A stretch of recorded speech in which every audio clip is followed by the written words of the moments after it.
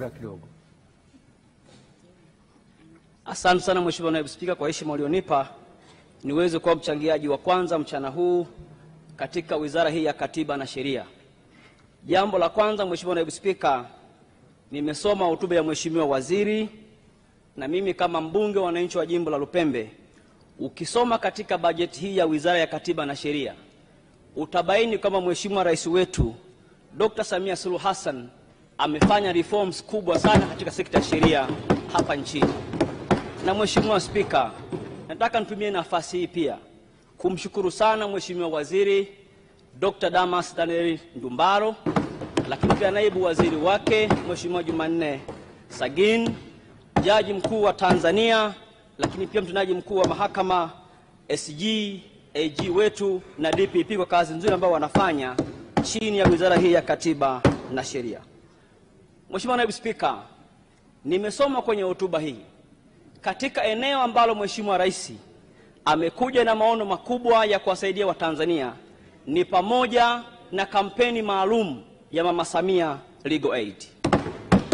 Mheshimiwa Naibu Spika, sisi wabunge wa vijijini ambao tunajua changamoto za wananchi wetu, ambao wako wananchi wengi hawana uwezo wa kuzifikia mahakama kwa sababu ziko mbali, lakini pia gharama za kutafuta mawakili ni kubwa, lakini pia wako wananchi ambao hawajui taratibu za kupata haki zao. Kampeni hii ya Mama Samia Legal Aid Campaign imekuwa msaada mkubwa sana kwa wananchi wa Tanzania. Na nitumie nafasi hii kumwomba Mheshimiwa Waziri wa Katiba na Sheria. Tumemwona katika nchi yetu kwenye mikoa mbalimbali akiongoza kwa vitendo kampeni hii, na nikuhakikishia Mheshimiwa Waziri, katika awamu yako umeifanya Wizara ya Katiba na Sheria kuwa karibu zaidi na wananchi wa Tanzania. Hongera sana wewe na timu yako yote ya wizara hii. Lakini pia Mheshimiwa Naibu Spika, nataka nitoe ushauri kidogo eneo hili la msaada wa Mama Samia wa kisheria. Ili huduma hii iweze kuwa endelevu pamoja na mipango mizuri ya wizara hii, nilikuwa na shauri sana serikali. Wako watu kwenye mikoa na wilaya wanaitwa paralegal. Hawa watu wana NGO mbalimbali.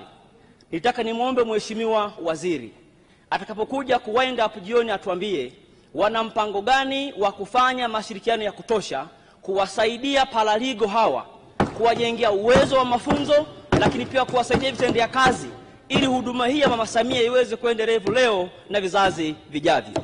Kwa mfano, mimi jimbo la Lupembe tunao watu wa paralegal pale Nyombo wanaitwa Nyoma Pase, wakiongozwa na mzee wangu Joachim Mwinami pamoja na Lucas Payovela.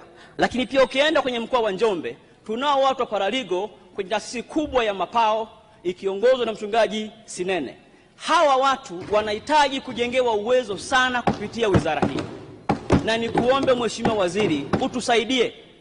Wengi hawana vifaa kama kompyuta, hawana usafiri. Tukiwasaidia hawa, wapo karibu na wananchi, wataifanya huduma hii kuwa endelevu na kuwa na msaada zaidi kwa Tanzania.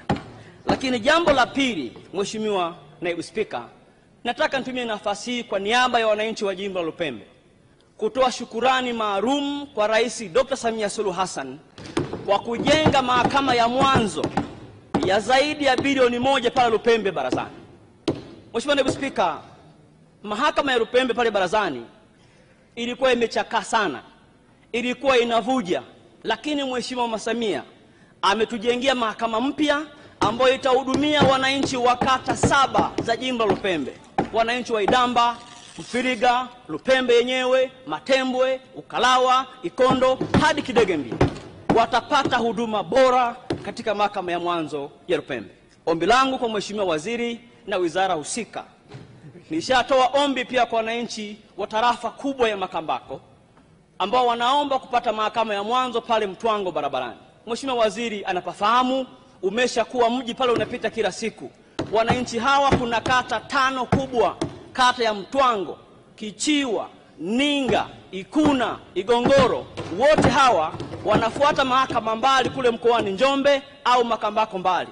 Wanaomba mahakama ya mwanzo eneo hili ili wapate ukaribu wa huduma za kisheria na mashauri yao yaende kwa wakati. Mheshimiwa Naibu Spika, naomba pia nitumie nafasi hii kuiomba sana wizara hii iendelee kutoa elimu kwa Watanzania kwamba haki ya kusikilizwa, na mimi nimefanya kazi kwenye sekta mbalimbali ikiwemo sehemu ya sheria. Wako watu hawajui umuhimu wa haki ya kusikilizwa. Mheshimiwa Naibu Spika, wananchi wakiwa na changamoto mbalimbali, nimesoma kwenye hii taarifa, huduma ya Mama Samia imewafikia zaidi ya Watanzania milioni 6.4 wamesikilizwa kesi zao. Wananchi wakisikilizwa kesi zao, hata kama hawatapata ufumbuzi, lakini wanapata amani katika maisha yao. Kwa ni muhimu sana haki ya kusikilizwa ikaendelea kujengewa msingi katika nchi yetu. Lakini jambo lingine, Mheshimiwa Naibu Spika, nataka nijielekeze kutoa ushauri kidogo kwenye eneo la haki ya kupiga kura kwa mwaka huu 2025. Mheshimiwa Naibu Spika, nataka nitumie nafasi na bunge lako tukufu kutoa shule kidogo kwa chama cha Chadema na wafuasi wao.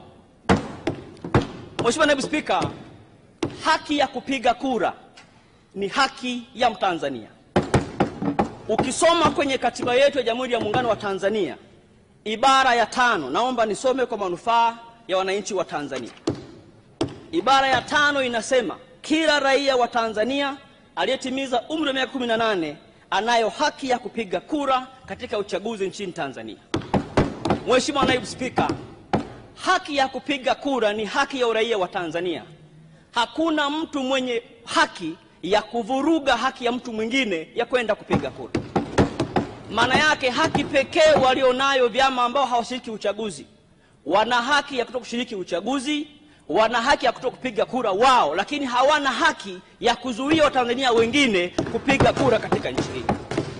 Lakini jambo la pili, Mheshimiwa Naibu Spika, ukisoma ibara ya 30 ya katiba hii imeeleza vizuri kwamba uhuru wa watu wa kutumia haki yao ya kujieleza unapaswa ukome inapoanzia haki ya watu wengine. Mheshimiwa Rais alikuja na fawara katika nchi yetu. Fawara zimekuwa na matunda makubwa, zimefanya reform katika sheria, zimesaidia kuweka utulivu katika nchi. Lakini Mheshimiwa Spika, inaonekana wenzetu wa Chadema wamevimbiwa fawara za Mheshimiwa Rais Samia Suluhu Hassan. Baada ya kupata uhuru wa kujieleza, uhuru wa maandamano, wameanza kuvuka mipaka kwenda kuvuruga haki za wengine kupiga kura. Nataka niombe serikali ya Jamhuri ya Muungano wa Tanzania kupitia wizara hii ya Katiba na Sheria, tunaomba mlinde haki za sisi wa Tanzania ambao tupo tayari kwenda kupiga kura Oktoba mwaka huu. Jana nimeangalia kule Ruvuma, Songea, vyama 12 vimekaa vimesema vinashiriki uchaguzi. Na sisi wananchi wa Lupembe, kwa kazi nzuri aliyofanya Mheshimiwa Rais Samia Suluhu Hassan kwa kuleta maendeleo kwenye maji, kwenye shule, ujenzi wa mahakama, barabara, tumejiandaa kwenda kupiga kura. Tunaiomba serikali isifanye mchezo na jambo hili, lazima ilinde haki ya sisi wa Tanzania kwenda kupiga kura Oktoba mwaka huu 2025. Jambo la mwisho, Mheshimiwa Naibu Spika, kwa mchana huu, nataka pia nitoe wito kwa vyama vyote vya siasa kama alivyosema Dr. Nchimbi kwamba uchaguzi wa mwaka huu si uchaguzi wa mwisho, uko uchaguzi mwingine baada ya 2025 watashiriki huo. Na ziko njia mbili tu za kufanya reforms kwenye sheria. Mheshimiwa Naibu Spika, njia ya kwanza, unafanya reform kupitia bunge hili, unaleta sheria ndani ya bunge, unafanya reforms kwenye sheria. Njia ya pili, kwa mujibu wa sheria za nchi yetu, unafanya reform kupitia mahakama. Kama iko sheria ambayo haiko sawa, katiba imetoa nafasi ya mtu kwenda mahakamani kuchallenge hiyo sheria ili uweze kurekebishwa. Iko mifano mingi. Mwaka 2004 bunge hili lilitunga sheria ambayo haikuwa nzuri, sheria ya takrima. Wanaharakati walienda mahakamani, sheria hii ikaondolewa. Nataka nitoe wito, huwezi kufanya reform ya sheria kwa kufanya maandamano mtaani Kariakoo. Huwezi kufanya reform ya sheria kwa kuhamasisha watu wasiende kupiga kura. Asante. Kengele ya pili bungeni. Dakika moja napongeza na kushukuru. Asante, naunga mkono hoja. Asante sana. Asante Mheshimiwa Nahodha, Mheshimiwa Mzava, Mheshimiwa Kunambi. Mheshimiwa Naibu Spika, kwanza naipongeza wizara kwa kuchukua hatua mbalimbali za kuimarisha utendaji wa idara ya mahakama. Pili, napenda kusema kwamba idara ya mahakama imeendelea kuchukua hatua mbalimbali za kuimarisha mifumo ya tehama na kutumia mahakama zinazotembea ili kuimarisha ufanisi na utendaji wa kesi, hasa kwa kutumia mikutano ya kimtandao, yani video conferencing. Mheshimiwa Naibu Spika, hapana shaka matumizi haya ya teknolojia ya kisasa katika kuendesha kesi yamesaidia sana katika kupunguza gharama za uendeshaji na usafiri, hasa kwa mahakimu na washtakiwa mbalimbali. Mheshimiwa Naibu Spika, hata hivyo, kwa maoni yangu, dhamira hii ya kutumia mifumo ya kisasa ya teknolojia katika kuongeza ufanisi na kupunguza gharama za uendeshaji wa kesi inakwenda kinyume na dhamira ya kuongeza magari pamoja na matumizi makubwa ya kisasa. Katika busara ya kawaida, unapokuwa na mifumo ya kisasa ya uendeshaji, matumizi ya magari yanataka kupungua, kwa sababu kila magari yanapoongezeka na gharama zinazidi kuongezeka pamoja na ununuzi wa vipuri. Lakini hoja ya pili ambayo nadhani ni vizuri nikaisemea kwamba nafikiri idara ya mahakama ina haja ya kuangalia upya uamuzi wa kutaka kuanzisha karakana maalum ya kutengeneza magari. Kwa maoni yangu, mahakama ingepeleka magari yake katika karakana za serikali ili mahakama ikabakia na jambo lake la msingi la kuendesha kesi. Mheshimiwa Naibu Spika, mtakubaliana nami kwamba Mheshimiwa Naibu Spika, hivi sasa sisi kama taifa tuna tatizo moja la msingi na ni lazima tulisimamie kwa makini sana.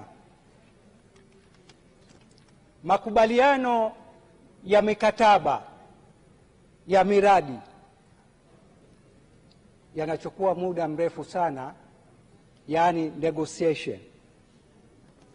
Mimi nimeanza kusikia taarifa za kufanyiwa kazi miradi ya kusindika gesi asilia LNG pamoja na mradi wa chuma na makaa ya mawe Liganga tangu nikiwa waziri mwaka 2013 mpaka leo bado tuko kwenye mijadala ya mikataba hiyo. Natambua kuna haja ya kufanyia kazi mikataba hii kwa makini ya hali ya juu, lakini natambua pia iko tofauti kati ya umakini na kuchelewesha mambo. Mheshimiwa Naibu Spika, athari yake ni nini kuchukua muda mrefu kuidhinisha mikataba hii? Kuna athari mbili. Hivi sasa duniani unafanyika utafiti wa matumizi ya gesi ya hydrogen kama chanzo cha nishati. Utafiti huu ukifanikiwa, gesi yetu itabakia chini ya ardhi kama makumbusho. La pili, hivi sasa dunia inafanya utafiti juu ya kupata chanzo mbadala cha kutumia chuma. Badala ya kutumia chuma, watu wanafikiria kutumia madini ya platinum na titanium. Hilo likifanikiwa, makaa ya chuma cha Tanzania kitabaki bila kufanyiwa kazi. Lakini jambo la tatu, suala la matumizi ya makaa ya mawe kama chanzo cha nishati. Hivi sasa dunia inazungumzia juu ya haja ya kutumia nishati iliyo safi. Makubaliano hayo yakifikiwa, basi hapana shaka kwamba makaa ya mawe ya Tanzania yatakuwa hayana matumizi. Ndio maana nasisitiza kuna haja ya kukamilisha miradi hii na majadiliano haya yakamilike haraka iwezekanavyo ili miradi hii ianze kufanyiwa kazi. Mheshimiwa Naibu Spika, kwa mnasaba huo naiomba sana ofisi ya mwanasheria mkuu wa serikali kuwapeleka vijana wake wanasheria nje ili wapatiwe mafunzo ya vitendo katika masuala ya majadiliano na maridhiano ya mikataba. Na hapa sizungumzii shahada. Unaweza ukawa na shahada 1, 2, 3, lakini weledi ukawa wa kiwango cha. Mimi nazungumzia mafunzo ya vitendo ambayo utafundishwa maadili na mitizamo sahihi ya kufanya mambo. Ndilo ninalolisisitiza. Mheshimiwa Naibu Spika, mtakubaliana nami kwamba ofisi ya mwanasheria mkuu wa serikali inapaswa kuimarisha kitengo chake cha usuluhishi wa migogoro kati ya wekezaji na serikali. Tumekuwa tukipoteza hapa kesi nyingi sana, tunashtakiwa, serikali inapoteza. Hatuwezi kuendelea hivi kwa sababu serikali inapoteza fedha nyingi sana, na ndiyo maana napendekeza kuna haja ya kuimarisha utendaji pamoja na mafunzo ya vijana wetu ili wawe na weledi na umahiri wa kufanya kazi zao. Baada ya kusema hayo, naomba kuunga mkono hoja. Nakushukuru sana Mheshimiwa Naibu Spika. Asante. Mheshimiwa Timothy Mzava, jiandae. Mheshimiwa Kunambi, jiandae. Dr. Kimei. Mheshimiwa Naibu Spika, nakushukuru. Nami niungane na wenzangu waliotangulia kumpongeza Mheshimiwa Waziri wa Katiba na Sheria kwa hotuba nzuri ya bajeti ambayo kwa kweli imebeba maono, imebeba mafanikio, lakini imeeleza hali halisi na hatua tuliopiga kama taifa kwenye upande wa sekta hizi muhimu. Mheshimiwa Naibu Spika, mimi na mchango kwenye maeneo machache kama 4. Kama muda utaruhusu, nitakuwa na mchango kwenye maeneo 4. Eneo la kwanza, Mheshimiwa Naibu Spika, nitumie nafasi hii kumpongeza sana Mheshimiwa Rais wa Jamhuri ya Muungano wa Tanzania kwa kazi kubwa na nzuri anayofanya kwenye nchi yetu kwenye sekta zote. Kwenye eneo linalohusiana na hotuba na hoja iliyoko mbele yetu leo, Mheshimiwa Naibu Spika amesema vizuri sana Mheshimiwa Swale. Kwa kweli kama kuna jambo limekuja kuwakomboa Watanzania haswa wa vijijini ambao walilazimika kutafuta fedha nyingi kupata mawakili, lakini kutembea umbali mrefu kupata huduma za kisheria, ni kampeni ya Mama Samia Legal Aid Campaign. Jambo hili Mheshimiwa Naibu Spika ni jambo kubwa, ni jambo zuri, na kwa kweli Wizara ya Katiba na Sheria mnastahili pongezi kwa jambo hili. Mmemtengenezea Mheshimiwa Rais legacy kubwa sana ya kuacha kwenye taifa letu. Ombi langu na ushauri wangu kwenye eneo hili, Mheshimiwa Naibu Spika, kiu ya msaada wa kisheria ni ya muda mrefu sana, na hatimaye sasa tumeona imeanza kufikiwa. Tunaomba jambo hili liwekewe utaratibu wa kuwa jambo endelevu. Mheshimiwa Naibu Spika, ni vizuri kama nchi tukawaza sasa namna ya kuwa na mfuko maalum kwa ajili ya shughuli za msaada wa kisheria, ili hata kampeni hii ikiisha, unajua kampeni hii ni mradi, jambo hili liwe jambo endelevu kwa ajili ya kuwasaidia Watanzania. Mheshimiwa Naibu Spika, jambo la pili ni jambo la Wanakorogwe. Wanakorogwe vijijini tarafa ya Bungu wanatembea kilomita zaidi ya 50 kwenda Korogwe mjini kufata huduma za mahakama. Jambo hili nimelisema muda mrefu. Mheshimiwa Waziri, tunao jengo la mahakama pale Bungu, lakini chakavu halitumiki. Tuliamua hata kutafuta jengo jingine tuwape wenzetu wa mahakama ili angalau kuwe na huduma za kimahakama pale Bungu. Wananchi tembea kilomita 50, Mheshimiwa Mwenyekiti, Mheshimiwa Naibu Spika, kufata viapo, kwenda kusikiliza kesi zao, kupeleka mashauri yao. Jambo hili sio jambo zuri. Ninaiomba sana wizara, Mheshimiwa Waziri, najua wewe ni msikivu, wewe ni mtu mzuri sana, tuwasaidie wananchi wa tarafa ya Bungu wasitembee hatua nyingi kufata huduma za kimahakama. Jambo la tatu, Mheshimiwa Naibu Spika, Mheshimiwa Waziri, natambua kwamba waziri wetu wa Katiba na Sheria ni mwenyekiti wa ile jukwaa la mawaziri wa AU. Najua iko mikataba tumeingia mikubwa, ikiwemo ile convention ya kuzuia ukatili wa kijinsia kwa wanawake na watoto. Sijajua tumefikia hatua gani kwenye sisi kama nchi kufuata taratibu zote za msingi tuweze kutekeleza mkataba ule. Lakini kubwa ambayo nataka kulisema leo, Mheshimiwa Waziri, tunao timu ya wataalamu, tunao wanaharakati, tunao asasi za kiraia ambao walianzisha mchakato wa kutengeneza sheria maalum ya kupinga ukatili wa kijinsia kwenye nchi yetu. Walianzisha mchakato na nawashukuru sana, niwapongeze wenzetu wa TANLAP, ndio waliongoza jahazi kwenye kazi hii. Kazi hii ilifanyika vizuri, ilishafika serikalini. Mara mwisho mlisema mko kwenye hatua ya kuangalia kukusanya maoni ili muweze kuifanyia kazi. Ningetamani Mheshimiwa Waziri apokuja kwenye kuhitimisha hoja utuambie jambo hili limefikia wapi kama nchi kwenye kutengeneza sheria hii. Jambo la 4 na la mwisho, Mheshimiwa Naibu Spika, nataka kuchangia kwa siku ya leo. Mheshimiwa Naibu Spika, Wizara ya Katiba na Sheria ndio custodian wa sheria za nchi. Ndio mna jukumu la kusimamia sera kwenye maeneo haya. Yako mambo ambayo inawezekana, Mheshimiwa Naibu Spika, yakawa hayagusi moja kwa moja Wizara ya Katiba na Sheria, lakini hamwezi kukapa jukumu lenu la kutusaidia kuwapa elimu wa Tanzania juu ya sheria mbalimbali tunazotunga kwenye nchi yetu ili mambo yawe mazuri. Mheshimiwa Naibu Spika, kwa masikitiko sana, wako watu wanazunguka huko mtaani wanawahadaa wa Tanzania, wanawadanganya na wanawaambia kama hakuna mabadiliko hakuna uchaguzi. Kimsingi, Mheshimiwa Naibu Spika, ukiangalia mabadiliko wanayoyasema ni mabadiliko ambayo Mheshimiwa Daktari Samia Suluhu Hassan kwa utashi wake mkubwa wa kisiasa aliamua kuyachukua, akaamua kuyafanyia kazi. Serikali ikaleta bungeni mapendekezo ya miswada ya sheria 3. Tukafanya kazi ya kuchambua sheria hizo na tukatunga sheria ambayo lengo lake ni kufanya hayo maboresho ambayo hao wenzetu ndio wanapita wanawaambia Tanzania.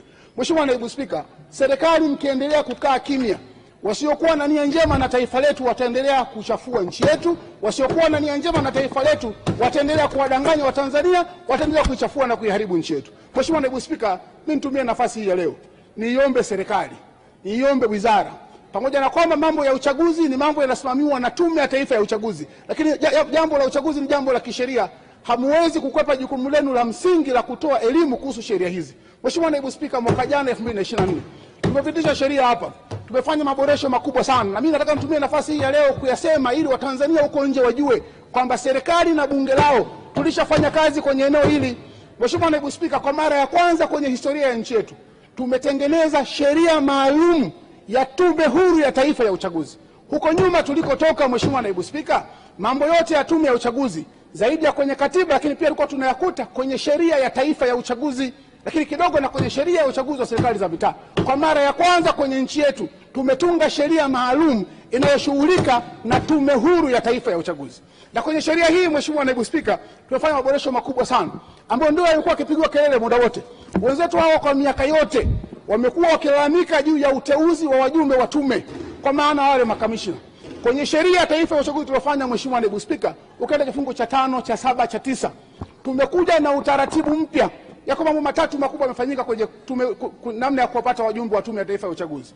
Jambo la kwanza, Mheshimiwa Naibu Spika, kwa mara ya kwanza Mheshimiwa Rais pamoja na kupewa mamlaka na katiba kuteua wajumbe wa tume, lakini tumeweka utaratibu mzuri wa kisheria unaoleta uwazi lakini na usawa. Tumetengeneza kamati ya usaili ambayo itakuwa na jukumu moja ya kupendekeza jina la mwenyekiti na makamu mwenyekiti wa Tume ya Taifa ya Uchaguzi kwenda kwa rais. Kwa rais pamoja na katiba kumpa mamlaka, lakini hachagui tu mwenyewe, kuna kamati ya usaili inayopendekeza majina kwenda kwa rais. Lakini jambo la pili ambalo tumefanya, Mheshimiwa mwenyekiti, tumetengeneza utaratibu wa wajumbe wote wa tume wanaomba nafasi kwenye kamati ya usaili. Kamati ya usaili inawafanyia usaili, inatoa mapendekezo na kuchagua wale ambao watakuwa wamekidhi vigezo. Na zaidi sana tumeenda mbali. Hii kamati ya usaili, Mheshimiwa Mwenyekiti, Mheshimiwa Naibu Spika, imewekwa watu ambao kwa nafasi zao, kwa mchakato wa upatikanaji wao, ni watu wasiotiliwa shaka kwenye nchi yetu. Kamati inaongozwa na Jaji Mkuu, inaongozwa na Jaji wa Zanzibar, inaongozwa na mwenyekiti wa Tume ya Haki za Binadamu na Utawala. Unataka watu gani wengine? Mheshimiwa Naibu Spika, ukienda duniani kote huwezi kutoa kabisa mchakato wa kutengeneza tume na serikali iliyopo. Tunao rais. Hii nchi sio kwamba ipo haina rais, rais yupo, huwezi kumtoa. Lakini nchi zote wanachotumia ni utaratibu kama huu, unakuwa na kamati au unapeleka bungeni. Sisi humu tungeweka sheria kwamba wajumbe wa tume waletwe wapitisho bungeni, bado wangepiga kelele, wangesema wabunge wengi ni wabunge wa CCM. Tumeunda kamati ambayo ina watu kutoka kwenye vyombo vinavyoaminika vyenye sifa za kustahili kuwa na haki ya kutenda kazi kwa usawa kwenye nchi yetu. Mheshimiwa Naibu Spika, jambo jingine tumefanya, muda mrefu tumelalamikiwa kuhusu uteuzi wa mkurugenzi wa Tume ya Taifa ya Uchaguzi. Kwa mara ya kwanza Mheshimiwa Rais amekubali na sheria tumepitisha bungeni, mkurugenzi wa Tume ya Taifa ya Uchaguzi hateuliwi tu na rais mwenyewe, lakini Tume ya Uchaguzi ndio imepewa jukumu la kutafuta na kupendekeza kwa rais mtu wa kuwa mkurugenzi wa Tume ya Taifa ya Uchaguzi. Kuna reform gani nyingine inahitajika zaidi ya reform hizi ambazo zimefanyika? Mheshimiwa Naibu Spika, sio hilo tu. Tumekuwa pia na muda mrefu tukilalamikia uteuzi wa wasimamizi wa uchaguzi. Na sheria tuliyokuwa nayo, sheria ya taifa ya uchaguzi, ilikuwa inatamka na kutoa sharti moja kwa moja kwamba kila mkurugenzi wa halmashauri ya jiji, mkurugenzi wa halmashauri ya wilaya, mkurugenzi wa manispaa ndio atakuwa msimamizi wa uchaguzi. Kwenye sheria hii tumempa nafasi rais aweze kutafuta mtumishi wote wa umma mwandamizi ambaye mara nyingi huyu atakuwa sio lazima awe mteule wa rais, hali ambayo inamuondolea wasiwasi na kumfanya atende kazi hii kwa usawa. Lakini zaidi sana, kwa mara ya kwanza tumeweka sheria kwamba msimamizi huyu wa uchaguzi. Mheshimiwa, unazungumza mambo muhimu na kuongeza dakika moja. Asante Mheshimiwa Naibu Spika. Tumeweka kwenye sheria kwamba msimamizi huyu wa uchaguzi kuna sifa ya ziada, lazima awe hajashika nafasi yoyote kwenye chama cha siasa kwa muda usiopungua miaka 5. Hili ni jambo ambalo ni kubwa na jambo ambalo halikuwepo. Mheshimiwa Naibu Spika, ukiangalia mambo yaliyofanyika ni mambo makubwa. Ukiangalia utaratibu uliowekwa ni utaratibu mzuri. Jambo hili limekuwa limepaka kwenye namna ya kupata watumishi wa kawaida, mpaka wasimamizi wa vituo, mpaka wasimamizi wa vituo vya kuandikisha na vituo vya kupigia kura. Wanaomba kazi, wanafanyiwa usaili, wanaajiriwa. Mimi niombe wizara na niombe serikali kwenye mambo ya msingi kama haya tusiwachekee watu wenye nia mbaya. Kama tumefanya yote haya na bado watu hawaoni, watu hawa wana jambo lao jingine. Tutoe elimu kwa Watanzania wajue ukweli, lakini tusimamie sheria, nchi yetu iendelee kuongozwa kwa mujibu wa utaratibu wa sheria. Mheshimiwa Naibu Spika, baada ya kusema na kushukuru sana, naunga mkono hoja. Mheshimiwa Kunambi. Asante Mheshimiwa Naibu Spika. Jiandae Mheshimiwa. Mimi nianze moja kwa moja kwa kumshukuru Mheshimiwa Rais.